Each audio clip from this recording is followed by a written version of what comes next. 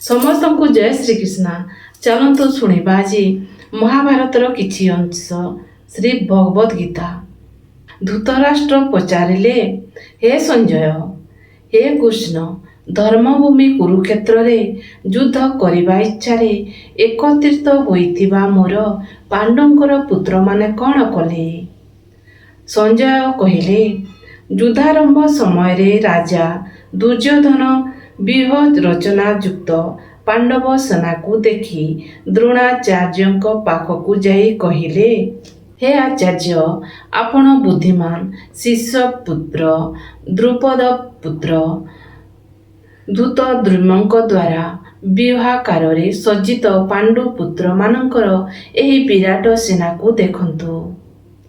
एही सेना रे महाधनुर्धर तथा युद्धरे भीम अर्जुनଙ୍କ समान सुरवीर सात्यकी विराट तथा महारथी राजा द्रुपद धृष्टकेतु ओ चेकितान तथा बलवान काशीराज पुरोजित कुंती भोज ओ मनुष्य मानक मध्यरे श्रेष्ठ सभ्य पराक्रमी युधामन्यु तथा बलवान उत्तमोजा सुभद्रा पुत्र अभिमन्यु एवं द्रौपदी पांच पुत्र अछंती। एमाने समस्ते महारथी। हे ब्राह्मण श्रेष्ठ, आम पक्षर भी जो प्रधान योद्धा माने अछंती सेमानंकु आपण जानि नियंतु। मो सेनार जो सेनापति माने अछंती आपणक जानिबा निमंते सेमानक नाम कहूछि।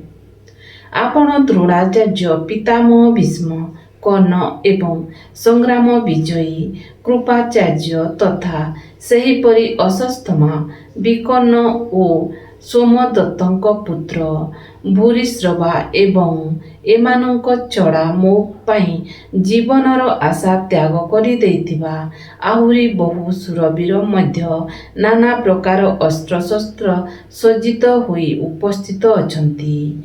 सेमाने समस्ते युद्धरे निपुण। भीष्मଙ୍କ द्वारा रक्षित आम्भ मानकर सेना अपरिमित अर्थात सबु दृष्टिरु अजेय एवं भीमଙ୍କ द्वारा रक्षित एमानकर एही सेना परिमित अर्थात एहाकु जय करिबा अति सहज। तेणु सकल विवाह द्वार निज निज स्थान रही आपण माने समस्ते निश्चिता भावरे भीष्म पितामह को ही सकल दिगरु रक्षा करंतु। कुरुवृद्ध महाप्रतापी पितामह भीष्म दुर्योधनଙ୍କ हृदय हर्ष उत्पन्न कराई उच्च स्वरे सिंह परी गर्जन करी शंख बजाइले। बहु शंख, बेहरी, नागरा, मर्दल ओ ऋणसिंहा आदि वाद्य एका संगे बाजी उठिला। से सबुर शब्द अति भयंकर हेला।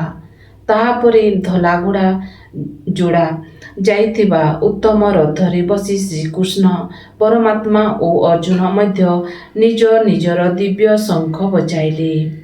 श्रीकृष्ण परमात्मा पांचजन्य नामक अर्जुन देवदत्त नामक एक भयानक कर्म साधनाकारी भीमसेन पंड नामक महाशंख बजाइले।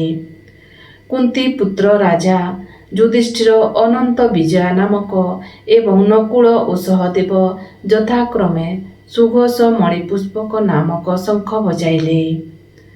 श्रेष्ठ धनुर्धर काशीराज महारथी श्रीखंडी धृष्टद्युम्न राजविराट अजय सात्यकी राजा द्रुपद द्रौपदी पांच पुत्र एवं सुभद्रा पुत्र महाबाहु अभिमन्यु, हे राजन, ए समस्ते सकल दिगरु पृथक पृथक शंख बजाइले।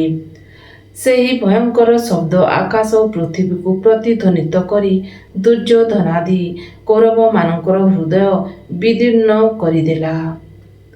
आजिर वीडियो भगवत गीतार महाभारतर किछि अंश जदि आपण मानकु पसंद आसिला ताहेले ए वीडियो को लाइक, सब्सक्राइब और शेयर करने को जमारू भूलंतु नहीं। जय श्री कृष्ण।